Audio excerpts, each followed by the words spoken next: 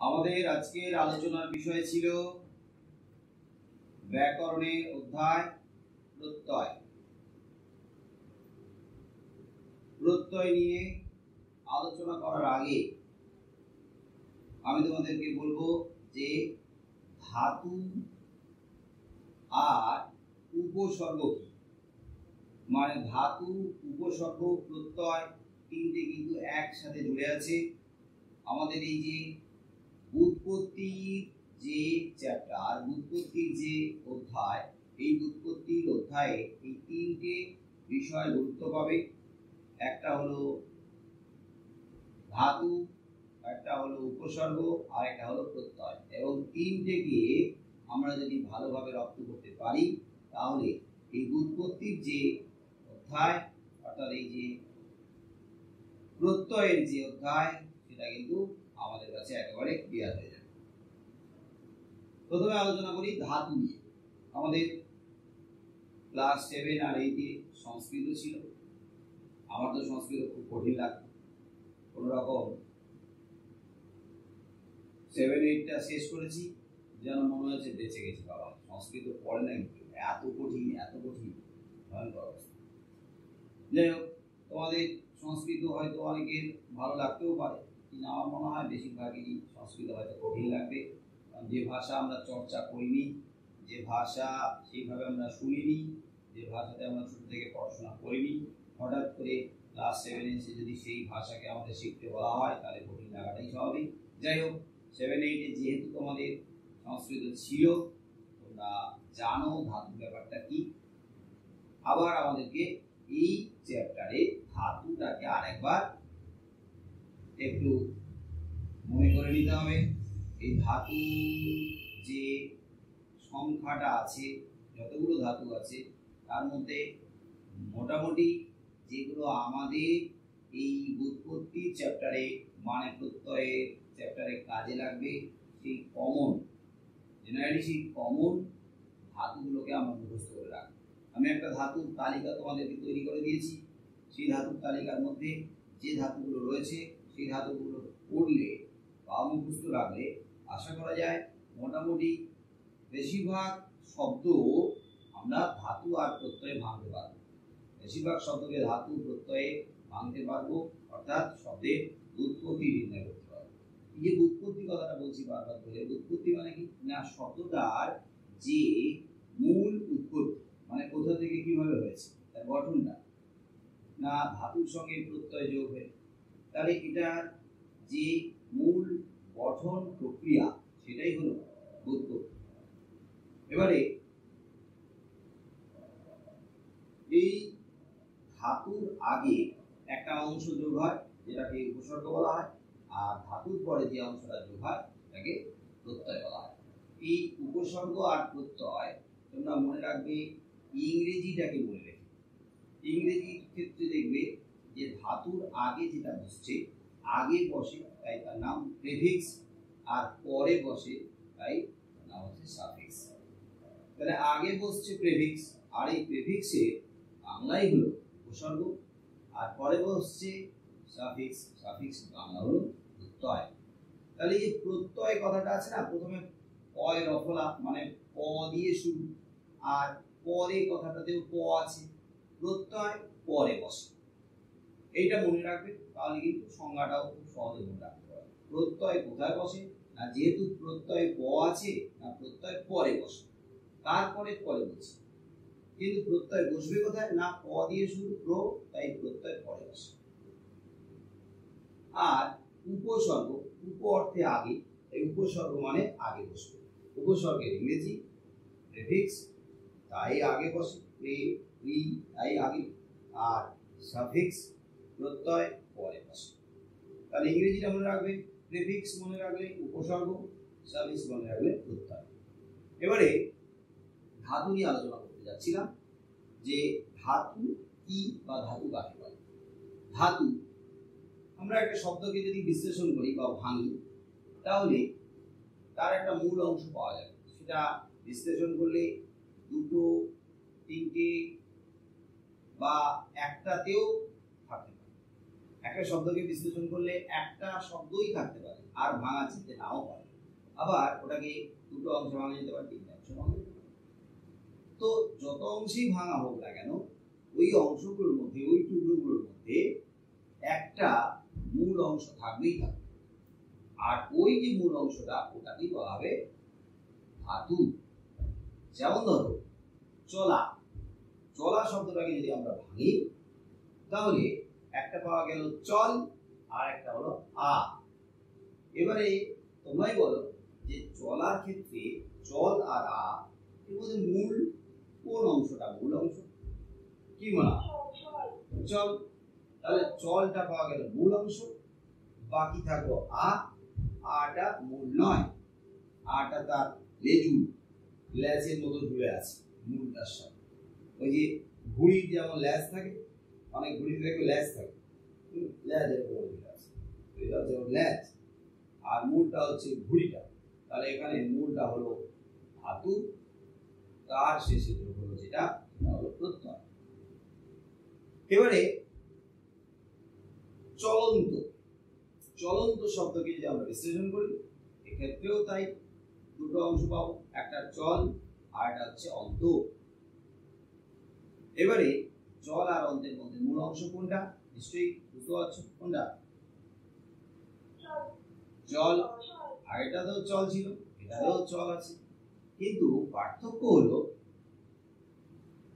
চলাতে চল আর চলন্ততেও চল, কিন্তু শব্দটাকে যদি আমরা ধরি, প্রথমে আছে চলা আর পরেরটা আছে চলন্ত। প্রথমেরটা একটা পদ, সেটা হলো ক্রিয়াপদ, চলা মানে কাজ করা, ক্রিয়া।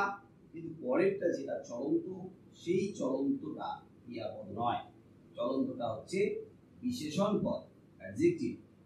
চলন্ত গাড়ি, গাড়ি বিশেষ্য, গাড়ির নাউন, তার আগে বসেছে এমন গাড়ি, গাড়িকে বিশেষিত করেছে, তাহলে চলন্তটা হলো এই গাড়িটার বিশেষণ। তাহলে চলন্তকে ভাঙলে আমরা যে মূল অংশ পাচ্ছি চল, এটাও একটা ধাতু। তার মানে ক্রিয়াপদকে যদি আমরা ভাঙি, চলা একটা ক্রিয়া, তাকে যদি ভাঙি বা বিশ্লেষণ করি, তাহলে তার মধ্যে যে মূল অংশ আছে ওটাও ধাতু। আবার চলন্ত এই শব্দকেও বিশ্লেষণ করলে তার মধ্যেও যে মূল অংশটা পাওয়া যাচ্ছে সেটাও একটা ধাতু। তার মানে ধাতু শুধু ক্রিয়াতেই থাকবে তার কোনো মানে নেই, ক্রিয়াপদের সাথে সাথে অন্য শব্দের মধ্যেও মূল অংশ তথা ধাতু থাকতে পারে। আবার কোনো অংশে, কোনো শব্দে এরকম মূল অংশ বা ধাতু কিন্তু নাও থাকতে পারে, অবর্তমান থাকতে পারে, শুধু শব্দটাই। তাহলে ধাতু কাকে বলছে না? ক্রিয়াপদ এবং ক্রিয়াজাত শব্দ বা অন্যান্য শব্দকে বিশ্লেষণ করলে বা ভাঙলে তার যে মূল অংশটা পাওয়া যায়, সেটা হচ্ছে অবিভাজ্য, তাকে ভাঙা যায় না, বিভাজন করা যায় না, যেটা হচ্ছে বিশ্লেষণ করা যায় না, সেই অবিশ্লেষ্য অংশটাকে, অবিভাজ্য অংশটাকে, মানে ক্রিয়ার মূল অংশটাকে ধাতু বলা হয়। এক কথায় ক্রিয়ার মূলই হলো ধাতু। তবে ক্রিয়ার উপরে জোর দিলেও শুধু ক্রিয়ার মূল অংশ ধাতু নয়, অন্য শব্দের মধ্যেও ধাতু থাকে। যেমন তো দেখিয়ে দিলাম যে চলন্ত তো ক্রিয়া নয়, তাকে বিশ্লেষণ করলেও একটা ধাতু পাওয়া যাচ্ছে। তাহলে ধাতু মানে ক্রিয়ার মূল হতে পারে, শব্দেরও মূল হতে পারে। যেমন আরো অনেক ধাতু রয়েছে। স্মরণীয়, স্মরণীয়তে কি ধাতু হবে? স্মরণ করা অর্থে না, স্মৃতি ধাতু, দন্তের সঙ্গে মনে স্মৃতি, স্মৃতি ধাতু, স্মরণীয়তে স্মৃতি ধাতু। বরণীয়, বরণ করা অর্থে কি ধাতু? ব্রি ধাতু, বয়রি ব্রি। হ্যাঁ, এইভাবে ধাতুগুলো কিন্তু মুখস্থ রাখতে হবে। ধরো হাঁটা, হাঁটাতে কি ধাতু? হাট, হাট ধাতু। হাসা, হাসাতে হাসা, হস ধাতু। এবারে ধরো দেখা, দেখাতে কি ধাতু? ধাতু দৃশ। আবার এইটাই, এই দেখাটাকে যদি আমরা দর্শন করা বলি, দর্শনে কি ধাতু পাবো? দৃশ। আবার এটাকে যদি আমরা লক্ষ্য করা বোঝাই, লক্ষ্য করাতে কি ধাতু পাবো? লোক লোক। আবার নিরীক্ষণ করা, নিরীক্ষণ, ইক্ষণ, ইক্ষণ করাতে কি ধাতু পাবো? নিরীক্ষণ, এই যে চোখে নিরীক্ষণ, ইক্ষতে ইক্ষ ধাতু, ইক। তাহলে দেখাতে এক এক ধরনের দেখা, শব্দ আলাদা আলাদা, ধাতু আলাদা আলাদা।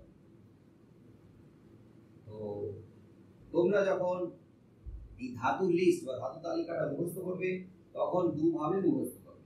আগেও বোঝানোর সময় বলে দিয়েছিলাম, অডিওতে বোধহয় এমনি যখন তোমাদের নোটগুলো পাঠিয়েছিলাম হয়তো এভাবে বলে দিয়েছিলাম যে ধাতুর লিস্টটা লেখার পরে একবার ডান দিকে হাত ঢাকা দেবে, দিয়ে বলবে চল, জোরে জোরে পড়বে, চলা অর্থে চল, চলা অর্থে চল, চলা অর্থে চল, চলা অর্থে চল, চলা অর্থে, এবার স্পিড বাড়াবে। আবার এক একটা 5-7 বার করে বলবে। আবার এইদিকে হাত লাগিয়ে দেবে, চল তাতে হাত লাগিয়ে দেবে, এদিকে লেখা থাকবে কি চলা অর্থে, কি ধাতু হবে না চল। এভাবে মুখস্থ করবে, চলা অর্থে চল, চলা অর্থে চল, চলা অর্থে চল, হাঁটা অর্থে হাঁট। আবার উল্টে দেবে, হাঁট, হাঁটা অর্থে হাঁট, হাঁটা অর্থে, গাওয়া অর্থে গই, গই গাওয়া অর্থে, গাওয়া অর্থে গই, গই গাওয়া অর্থে। তারপরে একার দ্বারা হবে। এগুলোকে রিভিশন দিতে গেলে একটু গার্জেনের হেল্প লাগে। গার্জেনকে বলবে বাবা মাকে যে হেল্প করে, সময় বেশি দেয়, আঁকা থাকে, গাইড করে, তাকে বলবে যে তুমি খাতাটা ধরো আর আমাকে বলো যে এক ধার থেকে আর আমি বলছি মিলিয়ে দাও। বলবে জিজ্ঞেস বলে দেবে পদ্ধতিটা, যে তুমি ধরবে চলা অর্থে, আমি বলবো চল মিলে। আবার উল্টো দিক থেকে তুমি ধরবে যে চলা অর্থে কি ধাতু হয়, আমি বলবো চল। বা চল তুমি বলবে চল ধাতুটা কি অর্থে হয়, না চলা অর্থে। এরকম করে ধাতু লিস্টটা মুখস্থ রাখতে হবে। এবং মুখস্থ তো ওই সময় অনেকে পড়া শুরু করে দিয়েছিলে, এখন মাঝখানে এই প্রত্যয়ের চ্যাপ্টারটা বন্ধ ছিল বলে হয়তো একটু একটু ভুলে যেতে পারো। যেহেতু আজকের আবার আলোচনা হচ্ছে, তোমরা কালকে পরশুদিন একটু চোখ বুঝিয়ে, ঠিক আছে? তাহলে ধাতু লিস্ট আছে, ধাতু তালিকা আছে, সেটা মুখস্থ তোমরা করবে, ওটা নিয়ে আমি আর ডিটেইলে যাচ্ছি না। এখন ধাতুর পরে একটু উপসর্গের দিকে যাই। উপসর্গ একটু আগে বলা হলো যে উপসর্গ কোথায় বসে? ধাতুর আগে, শব্দের আগে না পরে? আগে বসে। উপ মানে আগে। এবারে উপ মানে আগে, আর স্বর্গ মানে দেখো বানানটা দন্তের স গয়রে, দন্তের সয় ব না, দন্তের সয় ব গয়রে, স্বর্গ মানে দেবলোক, কিন্তু এখানে আছে দন্তের স গয়রে। স্বর্গ মানে কি না অধ্যায়। কাব্যের ক্ষেত্রে স্বর্গ কথাটা যায় যে কাব্যে এক একটা স্বর্গ আলাদা আলাদা রয়েছে। যেমন মেঘনাদ বধ কাব্য, মাইকেল মধুসূদন দত্তের মেঘনাদ বধ কাব্যে 9টা স্বর্গ রয়েছে, অধ্যায়। তার মানে এক একটা স্বর্গ মানে একটা অধ্যায়, ঠিক আছে? প্রথম অধ্যায়, দ্বিতীয় অধ্যায় মানে প্রথম স্বর্গ লেখা আছে, দ্বিতীয় স্বর্গ লেখা আছে, প্রত্যেকটা স্বর্গের একটা নামকরণ করা হয়েছে। তাহলে স্বর্গ মানে অধ্যায়, কিন্তু এখানে অধ্যায় নয়, এখানে একটা অংশ বিশেষ। তাহলে যে অংশটা বসবে কোথায় না উপ মানে আগে। কার আগে? না ধাতু বা। ধাতু শুধু নয়, ধাতু বা শব্দের আগেও বসতে পারে, ধাতুর আগেও বসতে পারে, আবার শব্দের আগেও বসতে পারে। যেমন ধরো দর্শন, দর্শন শব্দটাকে যদি আমরা ভাঙি তাহলে ওর মধ্যে একটা ধাতু আছে। কি ধাতু পাবো? দৃশ। তাহলে দৃশকে বাদ দিলে শেষে যেটা পড়ে থাকে সেটাই হলো প্রত্যয়, মানে সাফিক্স। তাহলে সেই প্রত্যয়টা কি, কোন প্রত্যয় পড়ে আছে? হ্যাঁ,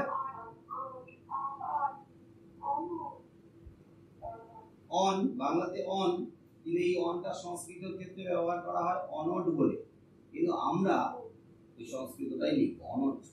তাহলে বিশেষ করে গার্লস স্কুলে দিনমণিরা একটু এই ব্যাপারটাকে একটু অন্যভাবে নেয়, অন্য চোখে নেয়, যে অন লিখলে ওনারা কেটে দেয়। যেহেতু সংস্কৃত প্রত্যয় আমরা বাংলাতে ব্যবহার করছি, তাই অন না লিখে অনটটাকে আমরা গুরুত্ব দেব, মানে অনট হয় বসন্ত। তাহলে দেখা গেল দর্শনে দৃশ যোগ অন বা অনট। এবার এই দর্শন একটা শব্দ, দৃশ ধাতু অনট প্রত্যয় একসাথে মিলে হয়ে গেল দর্শন, একটা নতুন শব্দ বা একটা শব্দের পূর্ণতা পেল। ধাতুটা ছিল দৃশ, হয়ে গেল দর্শন, ধাতু থেকে একটা পূর্ণ শব্দ গঠন করা হবে। এবারে তার আগে যদি একটা উপসর্গ যোগ করা হয়, শব্দটা দেখবে একটু অন্যরকম হয়ে যাবে। বলো, দর্শনের আগে তাই বলো, একটা উপসর্গ যোগ করো। দূরদর্শন, দূরদর্শন, রাইট, খুব সুন্দর। সুদর্শন, পরিদর্শন। এবারে দূরদর্শন, দূরদর্শনকে সন্ধি বিচ্ছেদ করলে কি দাঁড়াবে? যেহেতু র আছে তাহলে বিসর্গ সন্ধি, বিসর্গ আসবে, দয় হর্ষ বিসর্গ, দু যোগ দর্শন। তাহলে দর্শনের আগে যেটা পড়ে থাকলো সেটা হলো দু, দয় হর্ষ বিসর্গ যোগ। তাহলে এই দুটা যেহেতু উপসর্গ, তাই উপসর্গকে আলাদা করার পরে সেটাকে বোঝানোর জন্য যেটা আলাদা উপসর্গ, তাই তারপরে একটা হাইফেন দিতে হবে। আর এই হাইফেনটা যখন আমরা পড়বো তখন কি বলবো? যে দু পূর্বক দৃশ যোগ অনট।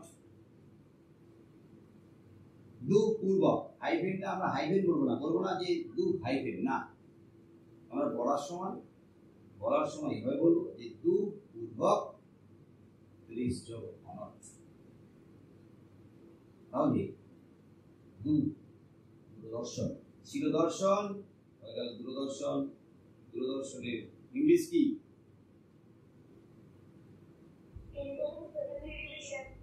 টেলিভিশন, সংক্ষেপে টিভি।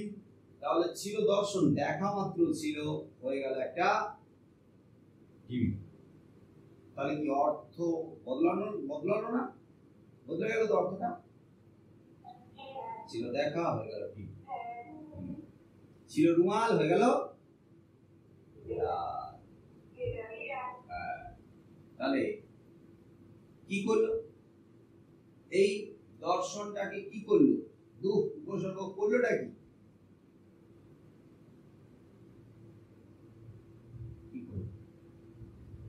নতুন শব্দ তৈরি করে দিল। তাহলে আমরা এমনি হ্যাঁ, আমরা এমনিতেই বুঝতে পারছি, হ্যাঁ, নতুন শব্দ গঠন করলো মানে নতুন একটা শব্দের অর্থ আমরা বুঝতে পারছি যে উপসর্গের কাজ হলো শব্দ গঠন করা, এবং সেটা নতুন শব্দ গঠন করা আর শব্দার্থের পরিবর্তন ঘটানো। এই উপসর্গ সংস্কৃতের ক্ষেত্রে আছে 20টা পরপর বইতে দেওয়া আছে, ব্যাকরণ বইতে। তোমরা ওটা খাতায় লিখে মুখস্থ করবে, আমিও পাঠিয়ে দিয়েছিলাম, সেখান থেকেও লিখে নিলে তো ভালোই। 20টা উপসর্গের মধ্যে সিরিয়ালি মুখস্থ করবে, চেষ্টা করবে, মুখস্থই করবে উপসর্গগুলো। এমনিতেই যদি উপসর্গগুলো দিয়ে শব্দ গঠন করতে দেয়, বা তোমাদের যে শব্দটা দেওয়া হলো তাকে যদি তোমাদের উৎপত্তি নির্ণয় করতে বলা হয়, তখন আমাদের উপসর্গে ধাতু দিয়ে আর প্রত্যয় ভেঙে গঠন করতে হবে। মোটামুটি তোমরা সিরিয়ালি অনেকবার মুখস্থ করো 20টা সংস্কৃত উপসর্গ। যেমন আছে প্র, পরা, অপ, সম, নি, অভি, অপি, দু, দূর, এরকম আছে পরপর 20টা। এছাড়াও সংস্কৃতের ক্ষেত্রে আরো ওই সংস্কৃত শব্দ থেকে কিছুটা কয়েকটা তৈরি করা উপসর্গও থাকে, ঠিক আছে? যেমন ধরো আশীর্বাদ, আশীর্বাদকে সন্ধিবিচ্ছেদ করলে কি হবে? যেহেতু আশীর্বাদে রেব আছে, র আছে, বিসর্গ সন্ধি, তাহলে হবে আশি যোগ বাদ।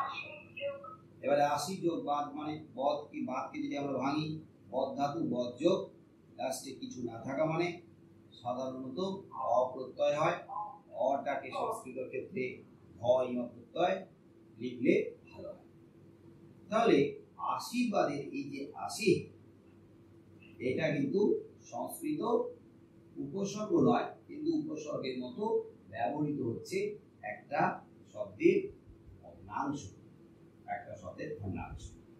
এরকম সংস্কৃতের ক্ষেত্রে এইগুলিটা উপসর্গ ছাড়াও আরো উপসর্গ জাতীয় কিছু শব্দ রয়েছে বা পদ রয়েছে। আর এই যে উপসর্গগুলো, এই উপসর্গগুলো প্রধানত অব্যয় পদ হয়, মানে অব্যয় পদগুলোকে এই উপসর্গ হিসেবে ব্যবহার করা হয়। তাহলে বোঝা গেল 20টা উপসর্গ আছে সংস্কৃততে, আর কিছু উপসর্গ জাতীয় পদ আছে, আর বাংলা উপসর্গ আছে, বিদেশি উপসর্গ আছে। তাহলে এগুলো তোমরা একটু দেখে নেবে, খুব একটা কঠিন না। এইবারে আমরা যাচ্ছি প্রত্যয়। প্রত্যয় সম্পর্কে আলোচনা। ধরো দর্শন, এই দর্শনকে আমরা একটু আগেই ভেঙেছিলাম, দুটো অংশ পেয়েছিলাম, দৃশ যোগ অনর্থ। তার মধ্যে দৃশটা মূল, আর দৃশ এই মূল যদি ধাতু হয় তাহলে ধাতুর পরে যে বসে আছে মানে অনর্থ, তাহলে এটা কি? প্রত্যয়। ধাতুর পরে প্রত্যয় বসে। এইবার আমি আরেকটা বললাম দোকানদার, আগে ভাঙলাম দোকান যোগ দার, মূল শব্দ দোকান, শেষে যোগ হয়েছে দার। এবারে দোকান একটা শব্দ, তার শেষে হয়ে গেল দার। দোকানের সঙ্গে দার যোগ হওয়ার সাথে সাথে শব্দের অর্থটা কিন্তু আলাদা হয়ে গেল দোকানদার। দোকান এক জিনিস আর দোকানদার এক জিনিস। ঠিক আছে, আমরা দোকানে যাই জিনিসপত্র কিনতে, আর সেই জিনিসপত্রগুলো দেয় দোকানদার। তাহলে দুটো অর্থ আলাদা। তাহলে দোকান শব্দের সাথে যা যুক্ত হলো, দোকান শব্দের শেষে যেটা যুক্ত হলো সেটা হলো প্রত্যয়। আর প্রত্যয়ের কাজ কি? দেখো দোকান আর হয়ে গেল দোকানদার, তাহলে প্রত্যয়, এখানে প্রত্যয়ের কি কাজ আমরা দেখতে পাচ্ছি? কি করলো প্রত্যয়? এখানে শব্দের অর্থটা পরিবর্তন ঘটিয়ে দিল, পাল্টে দিল। ছিল দোকান হয়ে গেল দোকানদার, অর্থ পাল্টে দিল। তার মানে অর্থের পরিবর্তন করে। তাহলে অর্থের পরিবর্তন করা মানে তো নতুন শব্দ গঠন করে দিল। তাহলে অর্থের পরিবর্তন করা, নতুন শব্দ গঠন করা, এটা প্রত্যয়ের একটা দুটো কাজ। এইবারে দৃশ যোগ অনর্থ হয়ে গেল দর্শন। দৃশ এই ধাতুর সঙ্গে অন বা অনর্থ যোগ করা হবে। দৃশ একটা ধাতু ছিল, শব্দ ছিল না, কিন্তু অনর্থ এটা যোগ করার পরে দেখো একটা সুন্দর শব্দ উচ্চারিত হচ্ছে, শব্দ গঠিত হলো, নাম দর্শন। তাহলে ধাতুর পরে প্রত্যয় যোগ হচ্ছে যখন, সে ওই ধাতুটাকে একটা পূর্ণ শব্দের রূপ দিচ্ছে, মানে ধাতুর শেষে প্রত্যয় যোগ হয়ে ধাতুকে পূর্ণ শব্দের রূপ দিচ্ছে। তাহলে এক্ষেত্রে আমরা দেখতে পাচ্ছি ধাতুর সঙ্গে যুক্ত হয়ে প্রত্যয় যখন পূর্ণ শব্দের রূপ দিচ্ছে মানে শব্দে পূর্ণতা দিচ্ছে, তাই এক্ষেত্রে প্রত্যয়ের কি কাজ? কি কাজ? ধাতুকে, যেটা বললাম ওটি, ধাতুকে শব্দে পূর্ণতা দেওয়া, একটা পূর্ণ শব্দ গঠন করায় সহায়তা করা, সাহায্য করা। এবারে কিছু বসছে ধাতুর পরে, কিছু বসছে শব্দের, এবং এই ধাতুর পরে যেটা দেখছি যে অন বা অনর্থ, এক অন বলে 2 অক্ষরে, অনর্থ বলে 3 অক্ষরে। আবার দোকানদারের দ্বার, দ্বার হচ্ছে 2 অক্ষরে, কিন্তু 1 অক্ষরেরও প্রত্যয় হতে পারে। যেমন একটু আগে হলো চলা, চল যোগ আ, তাহলে আটা কি 2 অক্ষর না 3 অক্ষর না 1 অক্ষর? 1 অক্ষর। এই 1 অক্ষর বা 2 অক্ষরে, তার মানে 1 অক্ষরকে আমরা একটা বর্ণ ধরবো, আর 2 অক্ষরকে মানে আমরা বর্ণগুচ্ছ বা বর্ণ সমষ্টি ধরবো। এবং এই বর্ণ বা বর্ণ সমষ্টির অর্থ আছে না অর্থ নেই? একটু ভেবে দেখি, আছে অর্থ? না, অর্থ নেই, অর্থ নেই, আর অর্থ নেই, তার অর্থ নেই। দৃশ বা সরি দর্শন বা দর্শনের মধ্যে অনট বা অনেক কোনো অর্থ নেই। তাহলে দেখা যাচ্ছে এগুলো কিন্তু অর্থহীন। কিন্তু একটা শব্দ ধরো দাদাগিরি, ছিল দাদা, গিরি যোগ করে যাওয়ার সাথে সাথে অর্থটা অন্যরকম হয়। দাদাগিরি, মাতুব্বরি করা, শরীর ঘোরা। যেমন ছেলেরা যেমন দাদাগিরি করে, মেয়েরা দিদিগিরি করে। গার্লস স্কুলের মেয়েরা দিদিগিরি করে। তো দিদিগিরি মানে দিদিগিরি না, দিদিগিরি মানে দাদাগিরি, মানেটা কিন্তু দাদাগিরি। তার মানে শুধু গার্লস স্কুলের মেয়েরা দাদাগিরি করে না, সব মেয়েরাই দাদাগিরি করে। জীবনে দাদাগিরি যদি নাই করো তাহলে তাহলে দাঁড়াবে কি? দাদাগিরি করতে হবে। ছেলেরা মেয়েরা সবাই দাদাগিরি, দেখে না? দিদি নাম্বার ওয়ানে কত দাদাগিরি করে দিদি নাম্বার ওয়ানে চান্স পায়, দিদি নাম্বার ওয়ানে চান্স পায়। আসলে তো ওনারা জীবনের বিভিন্ন ক্ষেত্রে দাদাগিরি করেছে না, তবেই তো সুযোগটা দিয়েছে। দেখা যাচ্ছে মহিলা বাস চালাচ্ছে, তাহলে পুরুষদের সঙ্গে টক্কর দিচ্ছে না, এক্ষেত্রে তো তার দাদাগিরি, দিদি হয়ে দাদাগিরি করছে, তবেই তো সে চান্স পেয়েছে না, তাকে আহ্বান জানানো হচ্ছে। দেখা গেল কোথাও এক মহিলা ডাকাত ধরে ফেলেছে, তাহলে তার লাইফে সে তো দাদাগিরি করলো না, ডাকাত ধরে, যেটা বিরাট সাহসের কাজ। তাকে দিন নাম্বার ওয়ানে দেখো। কেউ হচ্ছে টোটো চালাচ্ছে, এখন হামেশাই দেখা যায় টোটো কিন্তু মেয়েরা চালাচ্ছে, মহিলারা চালাচ্ছে, তাহলে সেও তো রাস্তায় নেবেই, কর্মসংস্থানের ব্যবস্থা করছে, সেও তো রাস্তায় নেবে। এক অর্থে ওই ছেলেদের সঙ্গে রীতিমতো দাদাগিরি করছে। দাদাগিরি একেই বলে দাদাগিরি, দিদি হয়েও দাদাগিরি, মানে দিদিগিরি না, দাদাগিরি। দাদাগিরি শব্দটাই চলছে। তাহলে ছিল দাদা, হয়ে গেল দাদাগিরি। অর্থ কি বদলালো না একই থাকলো? পাল্টালো না, পাল্টালো। ছিল দাদা, দাদা দাদা স্নেহের, শ্রদ্ধেয়, দাদা ভরসা, দাদা আপনজন, কিন্তু হয়ে গেল দাদাগিরি। হ্যাঁ,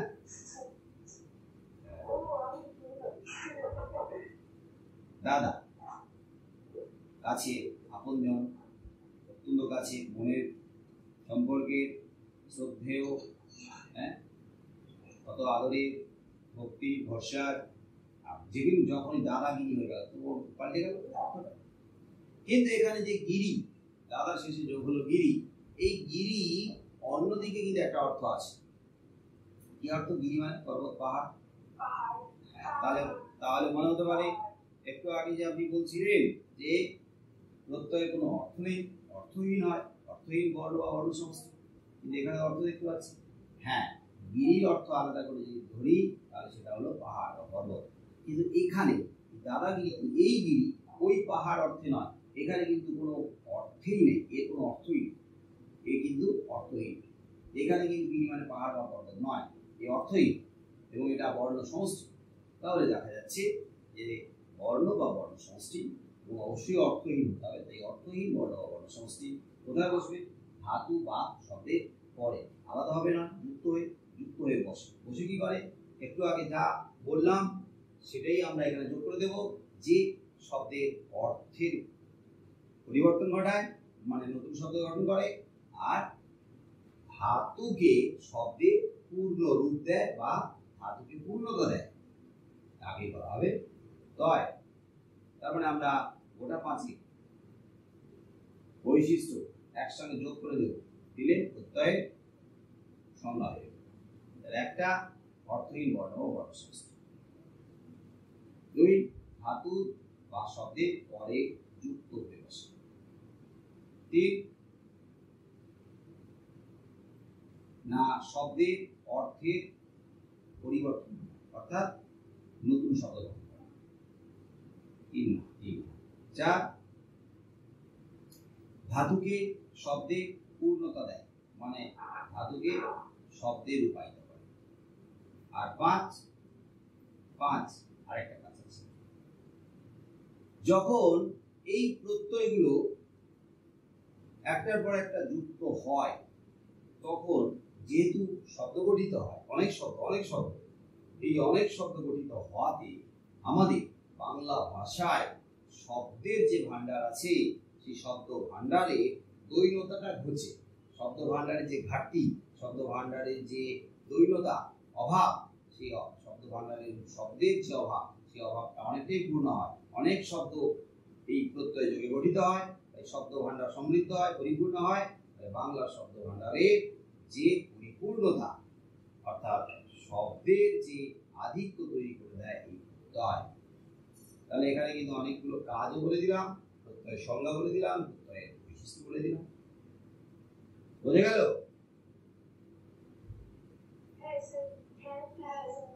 এবারে প্রত্যয়ের শ্রেণী বিভাগ নিয়ে আলোচনা করব। প্রত্যয় কয় প্রকার? কে পারবে প্রত্যয় কয় প্রকার? কি কি?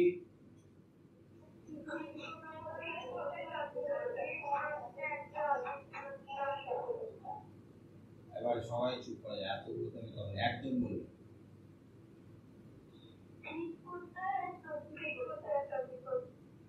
কৃত প্রত্যয়ের আরেক নাম কি? ধাতু প্রত্যয়। আর তদ্ধিত প্রত্যয়ের আরেক নাম কি? ওকে, এবারে স্টপ করো, মিউট। একটা পাওয়া গেল কৃত প্রত্যয়, তার আরেক নাম ধাতু প্রত্যয়। আর এটা পাওয়া গেল তদ্ধিত প্রত্যয় বা শব্দ। তাহলে আমাদের সংজ্ঞা মনে রাখতে গেলে এই কৃত প্রত্যয়ের সাথে সাথে আমরা কিন্তু ধাতু প্রত্যয় এই নামটাও মনে রাখবো। কৃত প্রত্যয় বা ধাতু প্রত্যয়। তাই কৃত প্রত্যয় বা ধাতু প্রত্যয় বলার সাথে সাথে আমরা সহজে এর সংজ্ঞাটাকে দেখতে পারবো, মনে করতে পারবো। যে যেহেতু কৃত প্রত্যয়ের আর নাম ধাতু প্রত্যয়, তাহলে তোমরাই বলো যে এই প্রত্যয় কোথায় বসবে? ধাতুর পরে না শব্দের পরে? ধাতুর পরে। হয়ে গেল শব্দ, বাস হয়ে গেল সংজ্ঞা। তাহলে যে প্রত্যয় ধাতুর শেষে বসে এবং বসে ধাতুকে শব্দে পূর্ণতা দেয়, মানে পূর্ণ শব্দ গঠন করে, তাকে বলা হয় অর্থাৎ কৃত প্রত্যয়।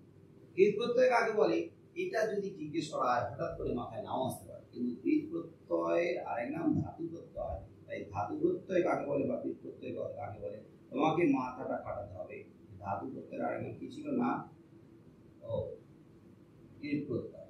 তাহলে কৃত প্রত্যয় কাকে বলে না? যেহেতু ধাতু প্রত্যয় ওর আরেক নাম, তাহলে ওটা ধাতুর সঙ্গে যুক্ত হয়, হয়ে ধাতুকে পূর্ণ শব্দে রূপায়িত। যেমন দর্শনীয়, দর্শনীয়তে কি ধাতু আছে? মূল ধাতু কি? দৃশ। আর এই দৃশ ধাতুর সঙ্গে কি প্রত্যয় যোগ হচ্ছে লাস্টে? অনিয়। দৃশ যোগ অনিয় হয়ে গেল দর্শনীয়। এবারে পরীক্ষায় যদি বলে সংজ্ঞা লেখো, উদাহরণ সংজ্ঞা দাও, আমরা লিখে দিলাম যে প্রত্যয় ধাতুর শেষে যুক্ত হয়ে ধাতুকে শব্দে পূর্ণ রূপ দেয় বা পূর্ণতা দেয়, তাকে ধাতু প্রত্যয় বলে বা কৃত প্রত্যয় বলে। এবার উদাহরণটা দিতে হবে। ধরুন নাও, এই উদাহরণ দিচ্ছি যে দৃশ যোগ অনিয় হয়ে গেল সমান দিয়ে দর্শন।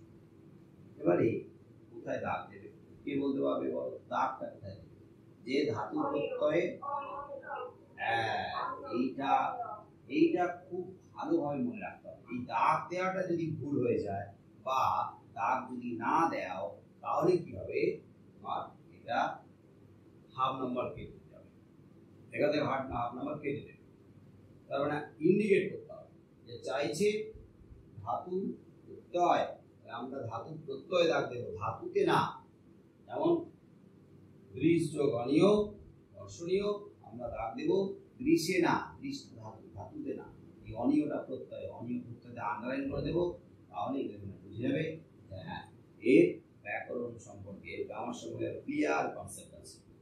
মুখস্থ শুরু করে ব্যাপারটা বুঝেছে, মেনশন করেছে। এরপরে আসছি তদ্ধিত প্রত্যয়। তদ্ধিত প্রত্যয়ের আরেক নাম কি ছিল?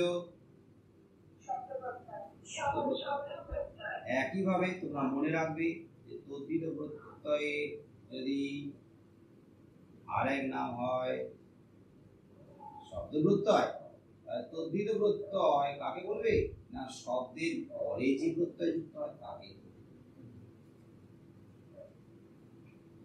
উদাহরণ ধরে নাও ফুচকাওয়ালা, তার উপরেও জিভে জল হয়।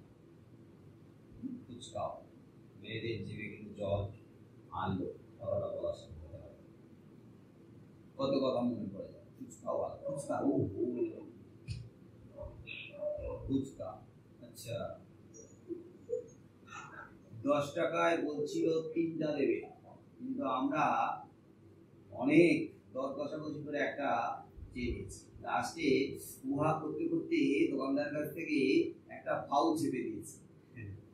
দারুণ ব্যাপার, মানে এত টাকা এদিক ওদিক খরচা হয়, কত টাকা কত কিছুতে খরচা হয়, জামা কাপড় এটা ওটা, টাকার কোনো দয়া মায়া নেই, মা বাবা নেই, সেখানে আমরা হাত খুলে খরচা করে দিই। কিন্তু ফুচকা দোকানে গিয়ে যত কিপটে নেই, যত কৃপণতা, 10 টাকায় দাদা মাত্র 3টা দিচ্ছেন, আগে তো আপনি 5টা দিতেন, এখন কি করে করিয়ে দিলেন, দুটো একটা দেবে, না না দিদি বাড়ানো যাবে না, একটা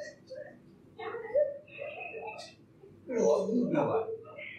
আরে আরো 2 টাকা আরো 5 টাকা দিয়ে আর একটা বেশি কম না, অন্য জায়গায় খরচা করবে, কিন্তু এখানে কিন্তু ওই একটা ফাউ খাওয়ার জন্য মানে রীতিমতো দর কষাকষি চলতে থাকবে। দোকানদারও দেবে না আর এরাও ছাড়বে না, শেষে কিন্তু সব খেয়ে যে একটা বেশি একটা, ওইটা খাওয়ার পরে যে তৃপ্তি,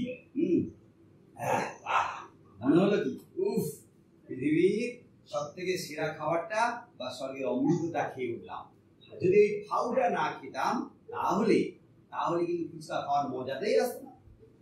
দর কষাকষি করে তারপরে ঝালে একবারে জ্বলে যাচ্ছে, তাও আরো ঝাল দিন, আরে হচ্ছে আরো ঝাল, এই হচ্ছে ফুচকাওয়ালা। রাত দুপুর বেলা উদাহরণ হিসেবে ফুচকাওয়ালা চলে এলো, মনে পড়ে গেল কত কথা। তো ছেলেরা এতটা ইন্টারেস্টেড নয় ফুচকার প্রতি, আমরা একটু দূরে দাঁড়িয়ে থাকি আর কাণ্ড কারখানা দেখি। কত কাস্টমার আসে, মহিলারা, আর ওই একটা ফুচকার জন্য কি করতে থাকে, কি যে করতে থাকে, মনে হয় পায়ে ধরে ফেলবে, একটা ফুচকা একটা।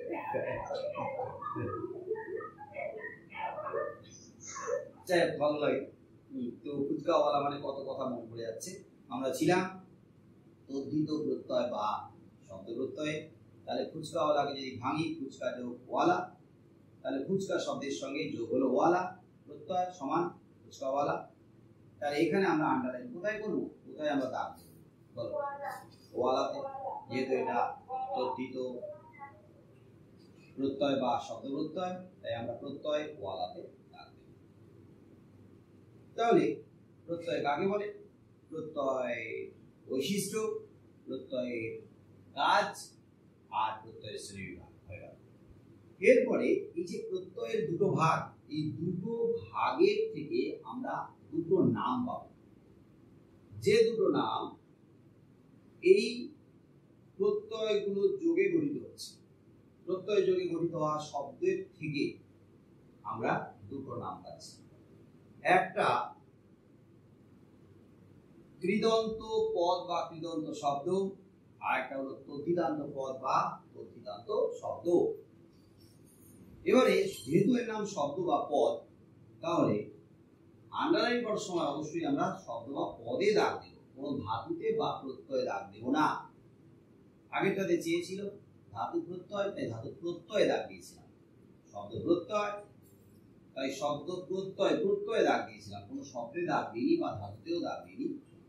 কিন্তু এখানে চাইছে কি, এখানে চাইছে যে কৃদন্ত শব্দ বা কৃদন্ত পদ, তাহলে এখানে আমরা কৃদন্ত পদ বা শব্দে দাগ দেব।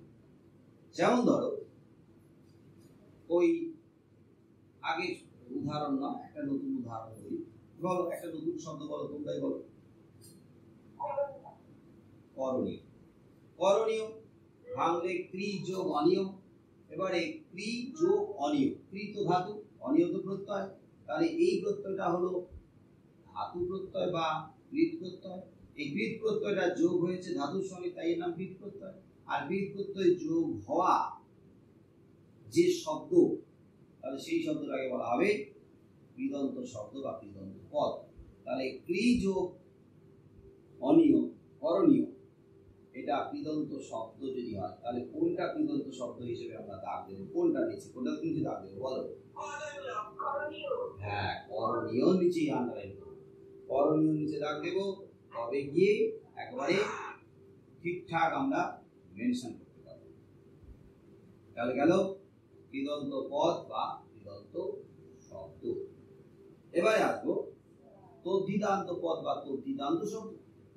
একই রকম তদ্ধিত প্রত্যয়ের আরেক নাম যদি শব্দ প্রত্যয় হয়, তাহলে বসবে কোথায়? না শব্দের শেষে। তাহলে শব্দের শেষে বসে যে প্রত্যয় একটা নতুন শব্দ গঠন করছে, তাকে বলা হবে তদ্ধিতান্ত শব্দ বা তদ্ধিতান্ত পদ। এই ফুচকাওয়ালা ছেলেটা আরেকটা নতুন কিছু ধরো, হ্যাঁ ফুলদানি, হ্যাঁ ফুলদানি।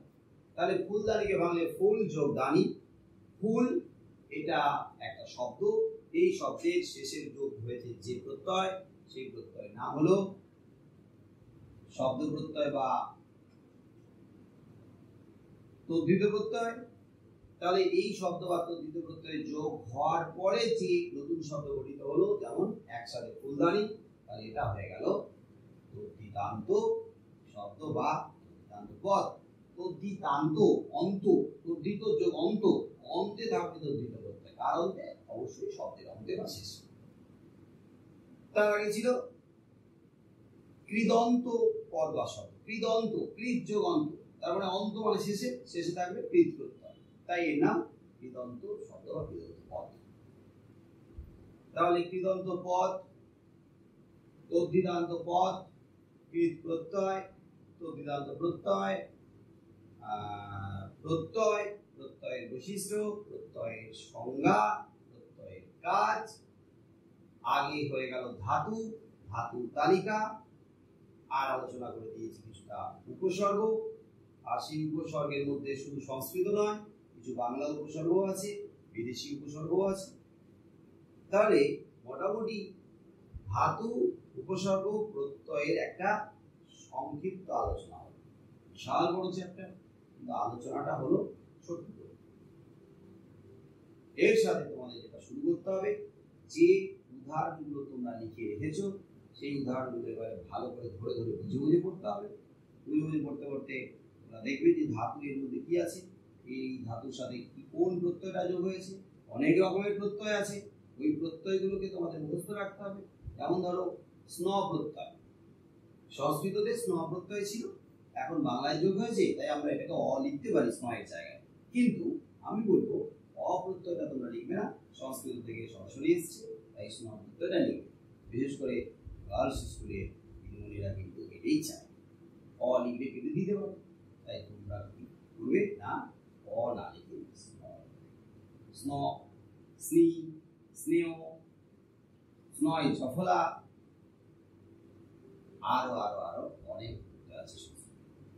তাহলে আগে প্রত্যয়গুলো কি কি আছে সেটা যদি না জানি, তাহলে তো আমি শব্দটাকে ধাতু আর প্রত্যয় আলাদা করতে পারবো।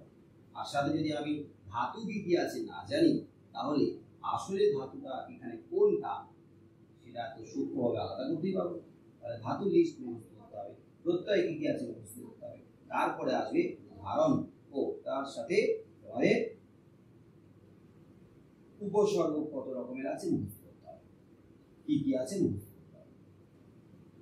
আচ্ছা, এখানে মেসেজ করছে যে শুনতে পাচ্ছে না সাউন্ড, তোমরা শুনতে পাচ্ছ সবাই? ও, তাহলে যে শুনতে পাচ্ছ না সে রিফ্রেশ করো, আবার রিজয়েন করো, দরকার হলে রিস্টার্ট করে নাও, ঝট করে টাইম লাগবে, রিস্টার্ট করে জয়েন করো, তাহলে হয়ে যাবে। হতে পারে অনেক সময় নেটওয়ার্কের জন্য স্লো হয়ে যায়, রিস্টার্ট না করে তুমি একটু রিফ্রেশ করে নাও, দিয়ে রিজয়েন করো, হয়ে যাবে। তো যারা এরকম ভাবে লেট হয়ে যাবে তারা রিজয়েন করে নিও। যেখানে ছিলাম যে, হ্যাঁ কে কি বলছো বলো?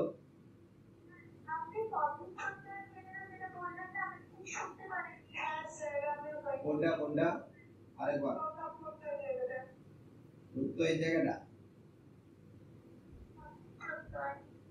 তদ্ধিত প্রত্যয় তদ্ধিত প্রত্যয় হ্যাঁ তদ্ধিত প্রত্যয় তো আগে হয়ে গেছে অনেকটাই আগে আলোচনা করেছি তদ্ধিত প্রত্যয়ের আরেক নাম কি তদ্ধিত প্রত্যয়ের আরেক নাম তো শব্দ প্রত্যয় তাই না তাহলে যে প্রত্যয় শব্দের শেষে যুক্ত হবে সেটাই হলো শব্দ প্রত্যয় বা তদ্ধিত প্রত্যয় যেমন শিক্ষানবিশ শিক্ষা একটা শব্দ তার সঙ্গে যুক্ত হলো নবিশ হয়ে গেল শিক্ষানবিশ শিক্ষা আলাদা জিনিস শিক্ষানবিশ মানে অর্থটা আলাদা হয়ে গেল তাহলে এখানে নবিশটা যেহেতু শিক্ষা শব্দের সঙ্গে যোগ হয়েছে তাই নবিশটা এখানে শব্দ প্রত্যয় বা তদ্ধিত প্রত্যয় আর এই তদ্ধিত প্রত্যয় যুক্ত হয়ে যে শব্দটা গঠন করছে যেহেতু সেই শব্দের শেষে রয়েছে তদ্ধিত প্রত্যয় তাই এর নাম তদ্ধিতান্ত শব্দ বা পদ তদ্ধিতান্ত অন্ত মানে শেষ আর তদ্ধিত প্রত্যয় থাকবে শেষে তাই এর নাম তদ্ধিতান্ত শব্দ বা প্রত্যয় শব্দ বা পদের মধ্যে আমরা দাগ দেবো কোথায় শিক্ষানবিশে দাগ দেবো এই তদ্ধিতান্ত শব্দ বা পদ কিন্তু যদি বলে তদ্ধিত প্রত্যয় বলো তখন দাগ দেবো শুধু নবিশে ক্লিয়ার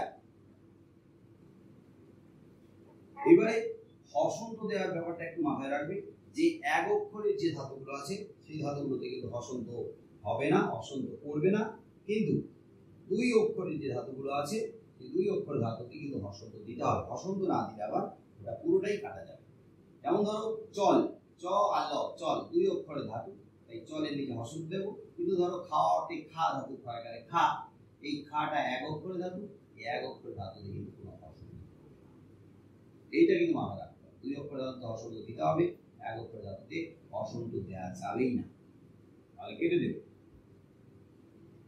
এইবারে ধরো একটা শব্দ দেওয়া আছে পরীক্ষার সময় তোমাদের একটা শব্দ দিয়েছে বলা হলো সেই শব্দের ব্যুৎপত্তি নির্ণয় করা ব্যুৎপত্তি মানে শব্দটা মূল কিভাবে গঠিত হয়েছে কারণ শব্দটার মূলটাকে ভাঙতে হবে তার সাথে সাথে উপসর্গ যোগ আছে কিনা যোগ থাকলে সেটাকে আলাদা করে দিতে হবে হাইফেন দিয়ে আর শেষে যোগ চিহ্ন দিয়ে প্রত্যয়টাকে জুড়ে দিতে হবে এইভাবে ব্যুৎপত্তিটা আমাদের নির্ণয় করতে হবে তাহলে ধরে নাও দর্শন দর্শন এবার জুড়ে দেওয়া হলো আর এর সঙ্গে একটা উপসর্গ যেমন পরি পরি উপসর্গ তো পরি উপসর্গটা জুড়ে দেওয়ার সাথে সাথে হয়ে গেল পরিদর্শন এবার পরীক্ষার সময় তোমাদেরকে পরিদর্শন দিই তাহলে তোমরা কি করবে না পরিদর্শনের প্রথমে পরি একটা উপসর্গ আছে সেই উপসর্গটাকে আলাদা করে লিখবে মানে উপসর্গটা লেখার পরে একটা হাইফেন দিয়ে দেবে হাইফেন দিয়ে দিলে শব্দটা থেকে উপসর্গ আলাদা হয়ে গেল আমরা মেনশন করে দিলাম কিন্তু পড়ার সময় এই উপসর্গটার পরে যে হাইফেন দিয়েছি সেই হাইফেনটাকে আমরা কি করব না পরি হাইফেন করব না আমরা বলবো পরিপূর্বক হ্যাঁ পরিপূর্বক তারপরে দর্শনকে ভাঙতে গেলে আমরা একটা মূল অংশ পাবো ধাতু সেটা হলো দৃশ ধাতু আর লাস্টে যেটা পড়ে থাকলো অন বাংলার ক্ষেত্রে কিন্তু সংস্কৃতের ক্ষেত্রে যেহেতু অনট তাই আমরা যোগ করে অনট লিখে দেব তাহলে উচ্চারণটা একসঙ্গে হবে পরিপূর্বক দৃশ যোগ অনট এটা হলো একটা শব্দের উৎপত্তি নির্ণয় তাহলে আমাদের যদি এই সংস্কৃত যে 20টা উপসর্গ আছে এবং উপসর্গ জাতীয় শব্দ যেগুলো আছে সেগুলো যদি আমরা না মুখস্থ করি তাহলে শব্দটা থেকে কোনটা কোনটা উপসর্গ হিসেবে আলাদা করতে হবে সেটা বুঝতে না পেরে অতিরিক্ত আলাদা বা কম আলাদা হয়ে যেতে পারে বা আদতের সঙ্গে উপসর্গ আছে কিনা সেটাও বুঝতে পারবো না যদি উপসর্গগুলো না জানা থাকে তাহলে তোমরা যেটা করবে সেটা হলো ব্যাকরণ বই থেকে আরো যত উদাহরণ আছে আমার দেওয়া উদাহরণের বাইরে ব্যাকরণ বই থেকে যত উদাহরণ আছে ওগুলো তোমরা অ্যাড করবে অল্প অল্প করে এগুলো মুখস্থ হয়ে যাওয়ার পরে আর সহায়িকাতে যে ব্যাকরণের চ্যাপ্টারগুলো আছে পেছনের দিকে সেখানে প্রত্যয় বা উৎপত্তি আছে সেখান থেকেও কিছু উদাহরণ নেবে আমি যে প্রত্যয়গুলো দিয়েছিলাম সেই প্রত্যয়ের বাইরে যদি দু একটা প্রত্যয় বাদ যায় এক্সট্রা ওগুলো যোগ করে নেবে নিয়ে কি করবে এই মুহূর্তে এইভাবে মুখস্থ করার দরকার নেই কিন্তু অল্প অল্প করে প্রতিদিন রিভিশন করবে চোখ গুলাবে আইসিটি তো তার বাইরে থেকে কুকুরের আওয়াজ আসছে রাস্তা থেকেও আসছে, এখানে বাড়ি থেকেও আসছে। সাউন্ড মিউট করে রাখো।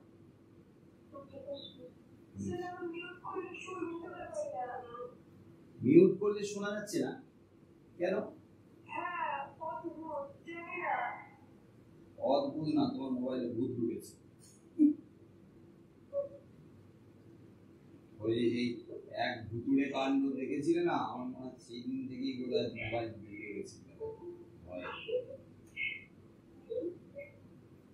যাই হোক, তো পরে রিস্টার্ট করে মোবাইলের সাউন্ডের কোথাও সেটিং ফেটিংয়ে কিছু গন্ডগোল আছে কিনা ওটা একটু দেখে দেখে নিও। যারা মোবাইলে ভালো দক্ষ তাদেরকে দিয়ে একটু সেট করে নিই। তো যেখানে ছিলাম সেটা হলো প্রত্যয়ের এই অতিরিক্ত উদাহরণগুলো তোমরা বই থেকে কালেক্ট করে মুখস্থ চেষ্টা করবে করার।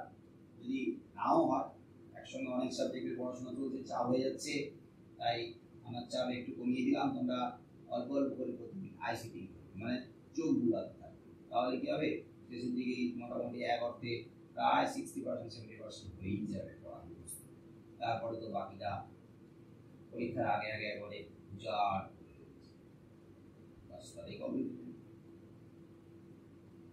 এবারে একটা শব্দে একটা উপসর্গের কথা বললাম, যে পরিদর্শনে পরি একটা, কিন্তু এমন শব্দ আছে একটা উপসর্গ নয়, দুটো উপসর্গ থাকে, এমনকি তিনটে উপসর্গ থাকতে পারে। তাহলে তোমরা বলো এমন একটা শব্দ যার শুরুতে দুটো উপসর্গ আছে, কি হতে পারে? আছে, বইতে আছে, খাতাতে আছে, বলো। প্রত্যাবর্তন। আগে প্রত্যাবর্তন যদি আমরা সন্ধিকে ভেঙে নিই, সন্ধি বিচ্ছেদ করে নিই, তাহলে আমরা বের করে ফেলবো এর উপসর্গগুলো। বলো, প্রত্যাবর্তনকে সন্ধি বিচ্ছেদ করলে কি হয়?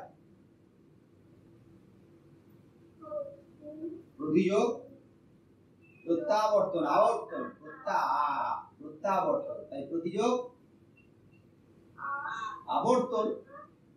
আরে আবচিত, তাহলে প্রত্যাবর্তন, প্রতিযোগ আবর্তন।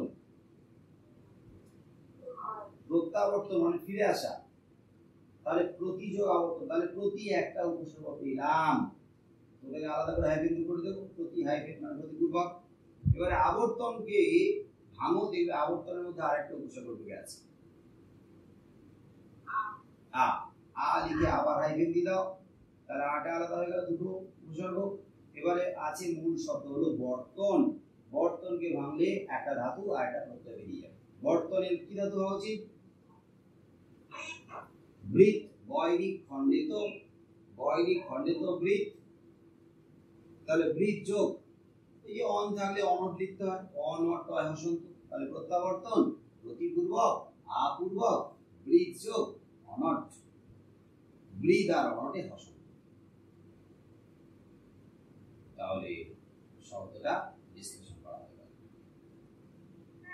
হ্যাঁ বল।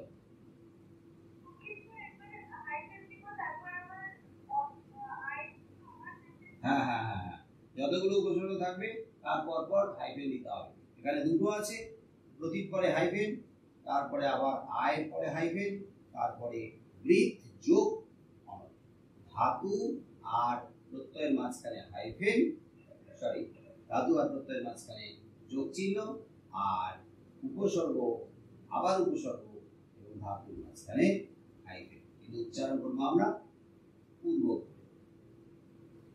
এমন কি মনে আছে, এমন কি কারোর শব্দ মাথায় আছে বা দেখতে পাচ্ছ যে এরকম দুটো জায়গায় তিনটি উপসর্গ আছে?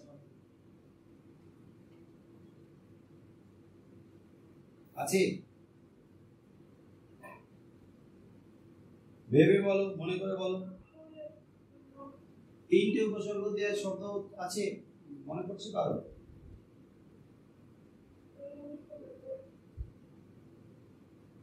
মনে পড়ছে না?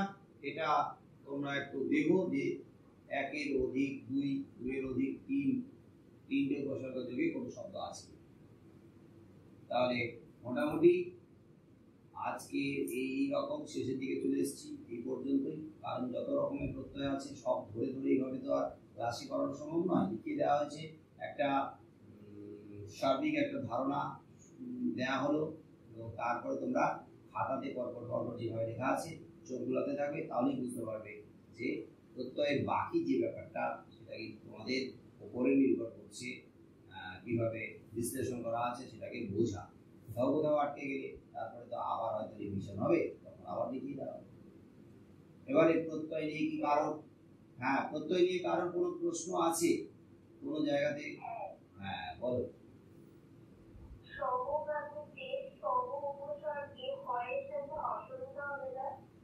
হ্যাঁ হ্যাঁ হ্যাঁ পছন্দ হবে। এখানে দেখো কোথাও কোথাও অনেক সময় লেখার সময় ভুল হয়ে গেছিল, হয়তো কারেকশন করা হয়নি, এই জন্য তোমাদের বুঝিয়ে দেওয়া হলো। তোমরা মাঝে মাঝে এর যে নিয়মগুলোকে শুনলে সেটাকে ফলো করে কোথায় অসুবিধ হবে কোথায় অসুবিধা হবে না সেটাকে কারেকশন করে নেবে, পছন্দ হবে সব।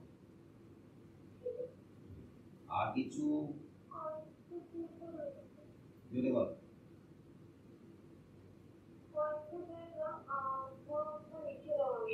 কোনটা বুঝতে পারছি না, আবার বল।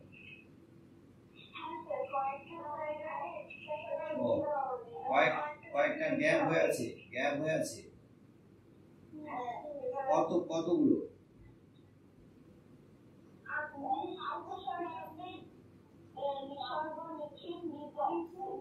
ও ওইগুলো দিয়ে শব্দ গঠন করে দেওয়া হয়। তো তোমরা দায়িত্ব নাও, তোমরা ওই জায়গার গ্যাপ গুলোতে তোমরা নিজেরা শব্দগুলো খুঁজে খুঁজে কয়েকটা করে 4-5টা করে শব্দ নিজেরা একটু লিখে রাখো।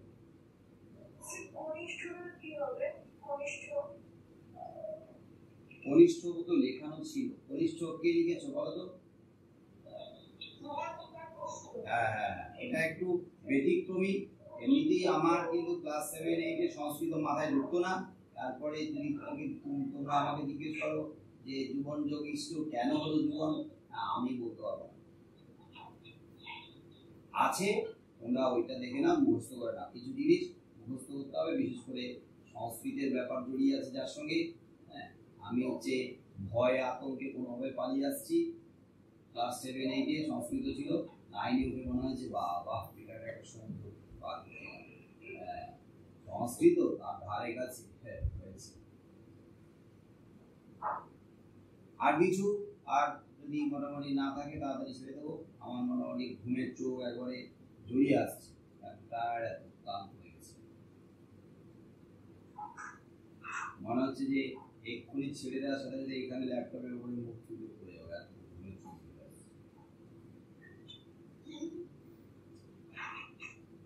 আজকে তাহলে এই পর্যন্ত, আর কালকের আমি গ্রুপে লিখে দেবো আমাদের বৃহস্পতিবারে কোন চ্যাপ্টারের উপরে আমরা আলোচনা করবো, তোমরা সেটা দেখে রাখবে।